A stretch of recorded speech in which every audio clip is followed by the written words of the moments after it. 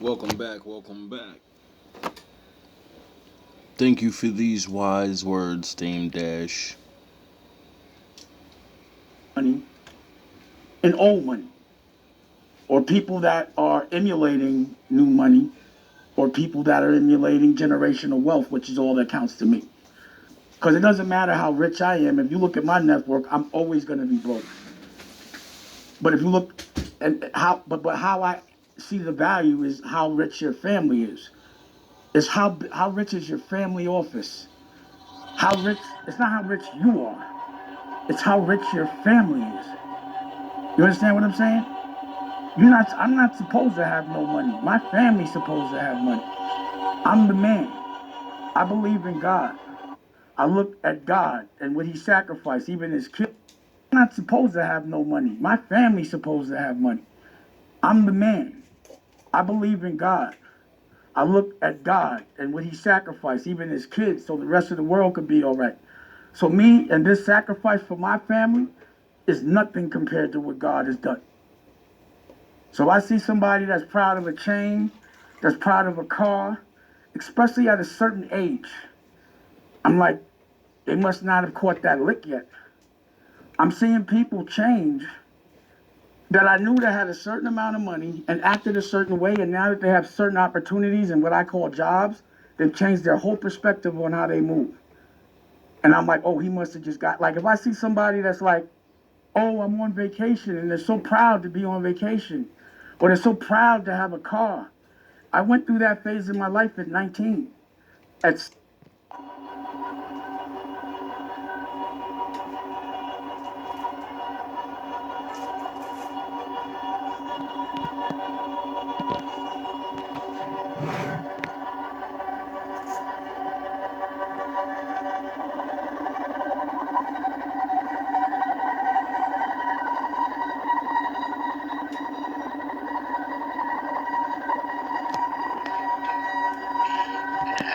anything I want. I can do, be, and have anything I want.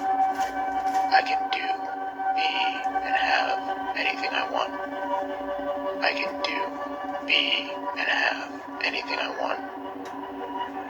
I am powerful. I am free. I feel powerful.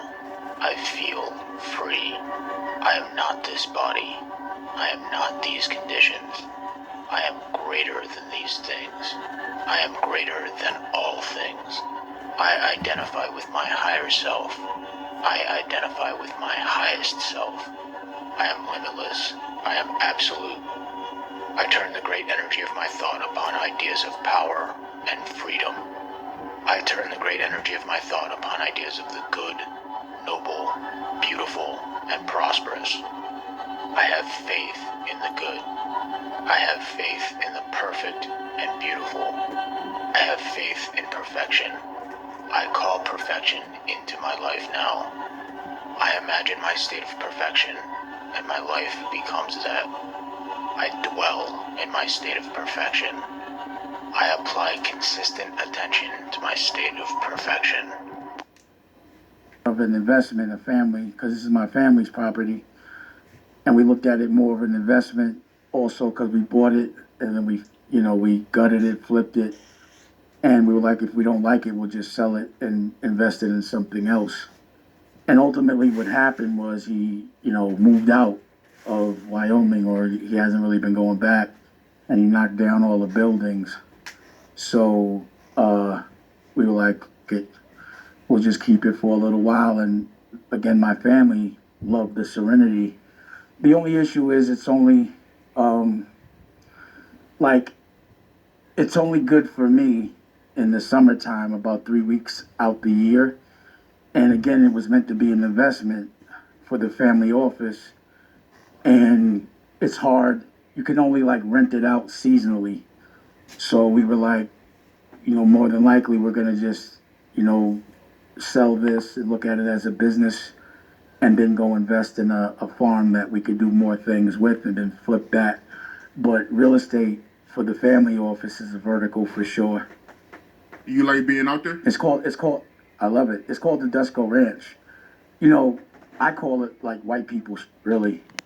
And it's a juxtaposition because me being from like generations now of having a certain amount of money and doing and living a certain way, it's almost like, when somebody white moves into a black neighborhood and everyone's like, oh, and that white person maybe will look at the environment and be like, it could be better based on people's mentality.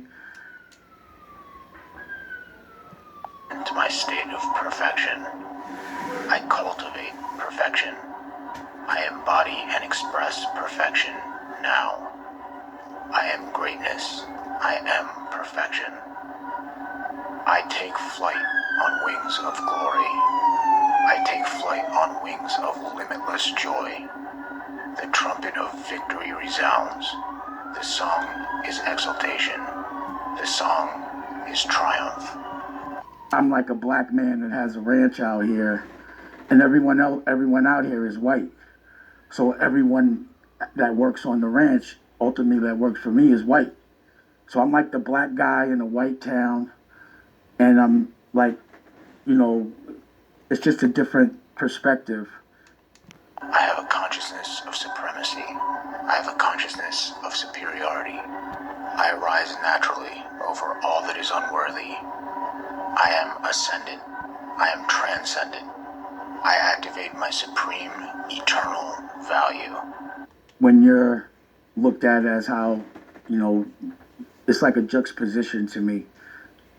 A lot of situations happen like having to kill a rattlesnake. Like Rocky's cousin was out here and the kids were walking and he had to come out and hit the rattlesnake. It'd be bears out here. Like we got a river, my son Dusko, and I have it documented. He caught his first fish with his uncle in his own river, and that was priceless. We got a river, my son Dusko, and I have it documented. He caught his first fish with his uncle in his own river. I awaken my godhood. I feel the naked reality of my godhood.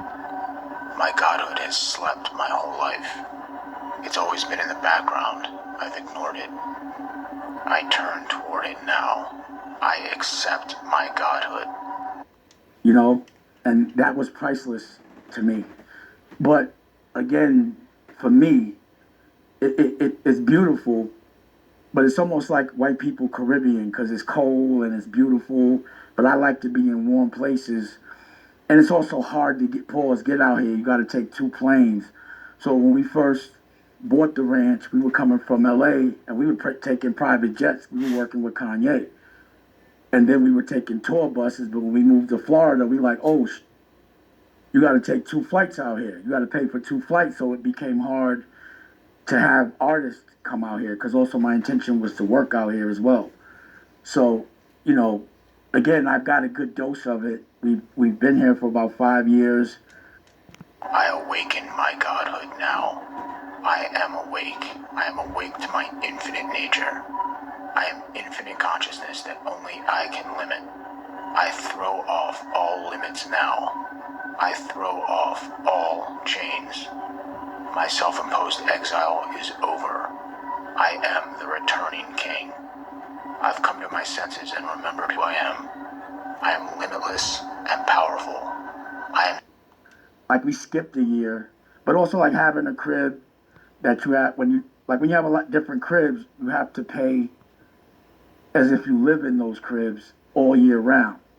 So it's like paying for a bunch of cribs that you don't live in and that you don't get to use. So at some point, it doesn't become the best investment for the family.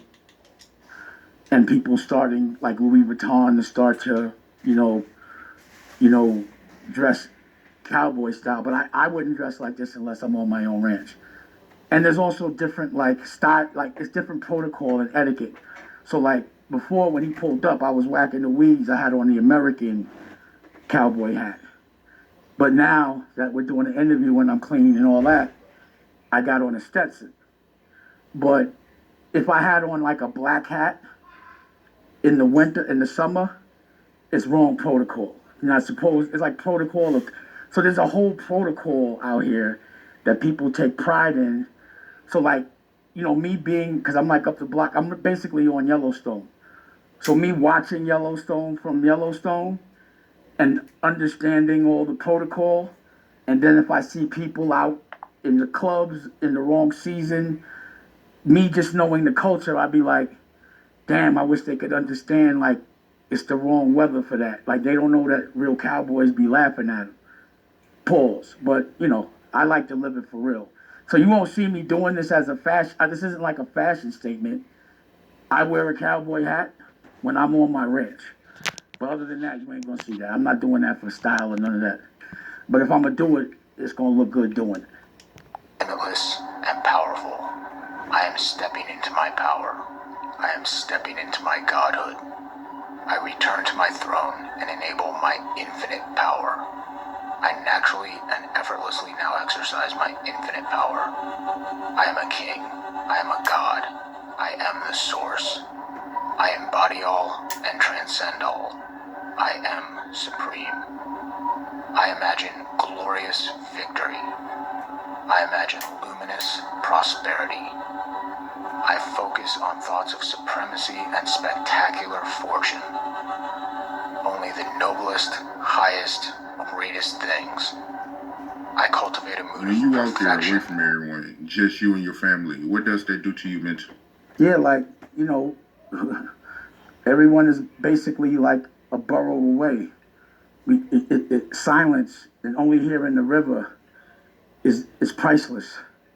Being able to focus on my family and only my family is priceless. And that to me is like the ultimate wealth, is being able to control your environment. To be is priceless. And that to me is like the ultimate wealth, is being able to control your environment. And supreme brilliance. I imagine higher and higher heights of excellence. I imagine greater and never-ending successes. In every situation, I allow the most magnificent outcome, independent of the confines of my three-dimensional mind. I allow unlimited, irrational, colossal miracles to arise in every phase of my life now. My higher self emanates miracles into my three-dimensional experience now. I feel extravagant, radiant riches. I feel an infinity of riches radiating from my deepest being. To be around people when you feel like being around people. And, me, I don't really, in this moment in my life, and, I think being age appropriate at 54, I don't really feel like being around anyone but my family and the people that I love. And that's all I work for, is my family and the people that I love. And my greater self has arisen. My greatest self is awake. I am empowered. I am free. I imagine higher and higher heights of excellence. I imagine greater and never-ending successes. before, I don't really feel like being around anyone but my family and the people that I love. And that's all I work for, is my family and the people that I love. And that's really all I care about. That's all I care about, how they feel about me. All I care about is their perspective and how they feel. And it doesn't matter what the rest of the world is ever saying, because this is my heaven. Now come the days of the king. Our king, Leonidas! What does it mean to be a king? In their book King, Warrior, Magician, Lover, Robert Moore and Douglas Gillette analyze mythological stories to conceptualize 4 archetypes of the male psyche that help men become more well-rounded, mature human beings. In my video on Moonlight, I looked at the lover archetype. Today, I want to explore the archetype of the king. And the thing about heaven and hell is it could be contagious. So you could be in heaven and somebody could come around you that perspective-wise looks at life as hell, and all of a sudden you in hell. And I don't want nobody to turn my heaven into hell based on their perspective on life. The king archetype is primal in each man and is also referred to as the king energy or the father energy. Fully accessing this archetype is said to be the closest a man can come to divinity or godhood. As the name suggests, the king archetype is historically speaking most clearly demonstrated by men in the role of kings, emperors and other rulers whose task it was to channel this archetype to the people of the realm. In essence, they were the link between the human world and the divine one. So I keep my heaven as heaven. You're not going to influence my environment with your perspective. You understand what I'm saying? So I've been here with people and I'm in heaven. I'm like, yo, this is great. And they're basically in hell. They're miserable. And I'll be like, you know, this is making me feel like I'm in your world and you're not in mine. So you have to change your perspective or you got to go because I'm in heaven right now. Accessing the archetypical king is done by performing two functions. The first one is ordering, and the second one is providing fertility and blessing. Let's begin with ordering. The king is the central archetype, which is often visualized by the central place from which the king oversees and rules his world, with the world being defined as that part of reality that is ordered and organized by the king. Outside of his influence lies non-creation, chaos, and the demonic. That's beyond our borders. You must never go there, Simba. The first... You understand what I'm saying? This is my version. So like, to me, what people showcase and buy and spend their money on is usually their ego. And this is like my ego. You know, being able to look at mountains and have rivers and have, you know, ego. And this is like my ego. The task of the king is to know where the kingdom begins and where it ends, be it the north of Westeros, The king in the north! or the home of the apes. The king's kingdom is always clearly defined. Home! Shumo! Home! Within the boundaries of his realm, the king is responsible for establishing a right order, which is basically a manifestation of the divine ordering principles of the universe. Those aspects of the king energy that the mortal king translates into societal structures. He does this by codifying laws and building what can be called a cultural zeitgeist. You know, being able to look at mountains and have rivers and have, you know, generational wealth. A car's not my ego. Jury's not my ego. You know, the way my family lives is my ego. You understand what I'm saying? So I can actually tell, like when I see how they're spending money, and again, it's a juxtaposition because it's been like generations of having a certain kind of wealth. And I could tell what, like, phase of wealth they're in. Like, oh, they must have just got money. I could tell by what they're spending on what their values are and how long they've had it. So, for me... Future. Most importantly, the king embodies these principles in his own person, lives them in his own life. No retreat. No surrender. That is Spartan law. And by Spartan law, we will stand and fight and die. If he embodies these principles successfully, everything in his realm will also go according to the right order and the kingdom will flourish. Which brings us to the second function of the king, providing fertility and blessing. I could literally tell, to me, new money and old money. Or people that are emulating new money, or people that are emulating generational wealth, which is all that counts to me. Because it doesn't matter how rich I am. If you look at my network, I'm always going to be broke. But if you look at how I see the value is how rich your family is. You are a mother. We rise from out of the soul of you. In pre-patriarchal times, Mother Earth was seen as the primary source for fertility in humans, crops, herds, and the natural world in general. But when patriarchal cultures became more prominent, this emphasis on the feminine as the source of fertility shifted, at least on a cultural level, towards the masculine. As a result, the archetypical king became directly linked to the fertility of the kingdom. If the king was healthy and righteous, a true embodiment of the right order, his realm too would be fertile and prosperous. We see this when Simba returns to Bright Rock and rain cleanses the land. And It's how rich is your family office. How rich, it's not how rich you are. It's how rich your family is. You understand what I'm saying? I'm not supposed to have no money. My family's supposed to have money. I'm the man. when Aragorn reclaims his throne and the white tree that long stood dead blossoms again. Providing blessing is more of a psychological or even spiritual event which the king does by affirming and praising the goodness and virtue of the people. You bow to no one. By acknowledging people in their true worth, they feel healed and made whole. It fills a certain emptiness that exists inside all of us, one that can only be filled by blessing from the king energy. I believe in God. I look at God and what he sacrificed, even his kids, so the rest of the world could be all right. I envision my life, and that's not what you'll be seeing me doing. So if you notice, I do it when people were like attacking me verbally and trying my life at 19, at 16. But seeing people go through that phase at 50, it bugs me out. And to see how they move culturally and how they'll sacrifice their culture for money, their integrity, how they'll show up every single day for a check to talk about people, it just wasn't how I envisioned my life, and that's not what you'll be seeing me doing.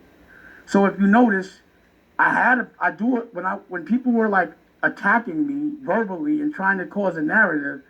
I did a show, and it made a lot of money for the company, but I just didn't feel like doing it anymore. I'm not talking for money unless I feel like it.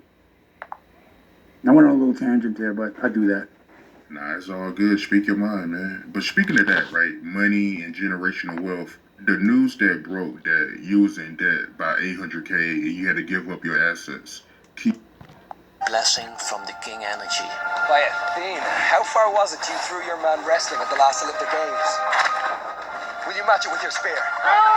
One traditional way the king did this was by holding audiences and literally seeing his subjects to listen to them and bestow them with honor and rewards. When kings fail to perform these functions and access the king archetype in its fullest, they risk experiencing the Shadow King. The Shadow King is the bipolar, dysfunctional form of the king archetype. Can you speak on that? Like, is that true or not? Well, I think what people are not understanding is, again, I run my family office. I don't own it. My family owns it. And since 2015, I haven't done anything other than run my family's office. And like 2019, I just started to go to schools with the OSG and help Raquel sell the books that she's written that get kids' cognitive skills up, which no one talks about for some reason.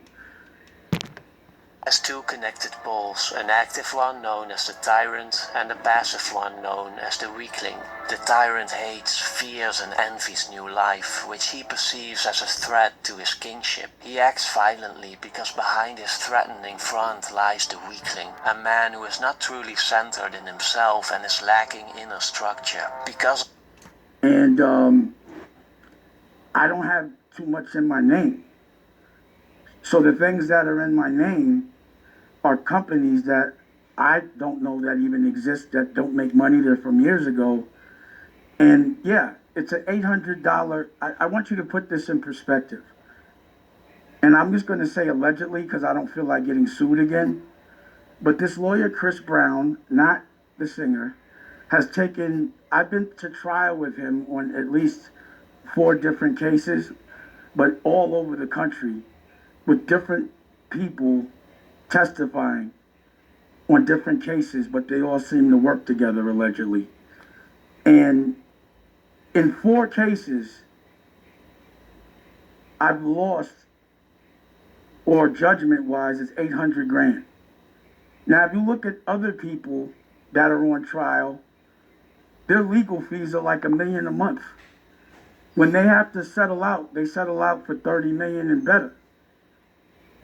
For 4 trials and a lawyer moving around trying to sue me, and again, legal fees. So you got to think about what that legal lawyer that's suing me, how much time he's spending.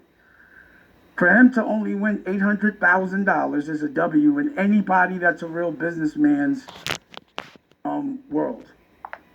And I'm like, all right, if you won, and what I lost on was defamation. So the cases were, one, and again, I'm going to say allegedly just in case I say anything wrong, but I directed a movie for a favor for a woman called E.W. Brooks in North Carolina. Got his name just now. But anyway, I was introduced to him and he asked me to direct a movie and I'm like, you can't pay me. What's the budget? He said $250. So I said, I'll direct it, use my resources, produce it, my cameras, and we'll bust it down. Or we'll deal with whatever percentage it is. While I'm on the movie set, and I have footage of me directing the whole movie. While I'm on the movie set, I realize that $250 is not being spent and that, he's lying. But because I've used all my resources, I'll pay for the rest of the movie. Another party steps in, Muddy Waters, and they say, well, he lied to me too, but let me pay for the edit so I can stay in. Pause. So we edited. I edited from my house for a year. And we started a new movie, and we had a disagreement about the new movie. So what he did was had the editor send him the edit, and behind my back, he went and copyrighted it. And then they started to put new directors on it. In himself and his lacking inner structure. Because of this, all beauty, all strength and all life energy is an assault on his passive insecurity, making him irrational, paranoid and abusive towards others. As Shadow King identifies himself with the King energy, he is his own priority. This is the man who needs to be seen and admired, who has to be the king or otherwise he feels he is nothing. We see the Shadow King in Scar ruthlessly tyrannizing Pride Rock while fearing the return of Simba. We see him as Macbeth, whose self-serving ambitions lead him into paranoia and madness. But more virtuous kings also experience the Shadow King or say that other people directed it, allegedly, and they do it all in New York, which means I gotta fly all the witnesses to New York. And I'm like, go ahead. Thing that goes to auction, the government comes in and gets it anyway. And I think I already told the court, I'm a file. So you could go through all the motion and say all these things and sell things that don't have value, but I'm still file. It's just going to be a lot of work. So what I'm curious to see is what that lawyer is telling his partners, because he just spent 10 years and $800,000 isn't even legal fees for 4 trials. And how is that a loss to me? So instead of people celebrating the genius of what's going on, they look at it a different way. But at the end of the day, people celebrating my bills is, to me, an honor. Because just like the king archetype in its fullest, its shadow form is also present in all of us. King Theoden experiences the Shadow King when he is vindictive towards Gondor. If the beacons of Gondor are lit, Rohan must be ready for war. Tell me, why should we ride to the aid of those who did not come to ours? And when General Patton visits the hospital and encounters a traumatized soldier, he is briefly confronted with his own weakness and lashes out violently. Send him up to the front! You hear me? You goddamn coward!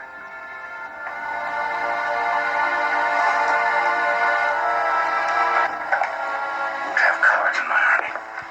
That people are worried about. I have such an expectation for years of having such an enormous amount of wealth that if, let's say, a judgment doesn't get paid or taxes, someone thinks that reflects on my personal business acumen or how I've mismanaged money.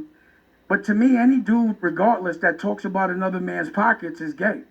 Because there's no reason for a man to be worried about another man's pockets unless he owes them money. A woman I can understand because they want to know how they're going to be taken care of. But I vote. Yo, Dave Dash is funny as hell. Because there's no reason for a man to be worried about another man's pockets unless he owes them money. A woman I can understand because they want to know how they're going to be taken care of.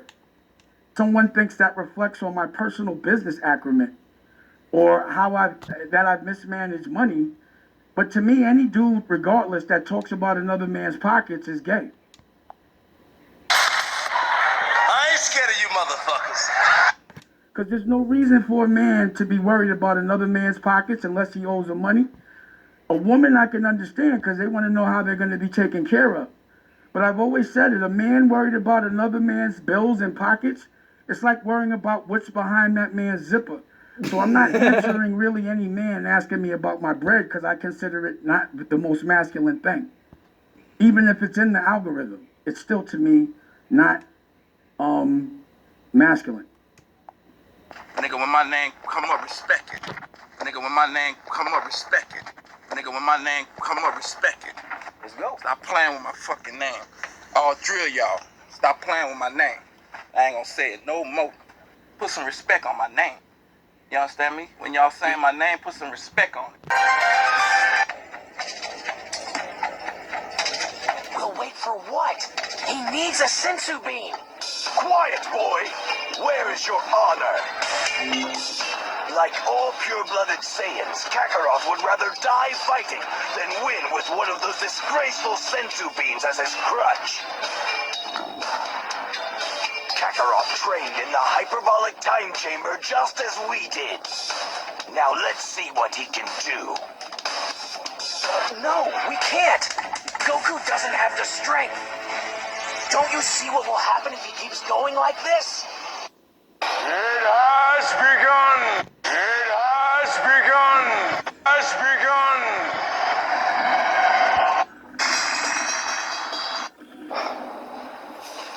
We've all been raised on television to believe that one day we'd all be millionaires and movie gods and rock stars, but we won't. We've all been raised on television to believe that one day we'd all be millionaires and movie gods and rock stars, but we won't. We're slowly learning that fact.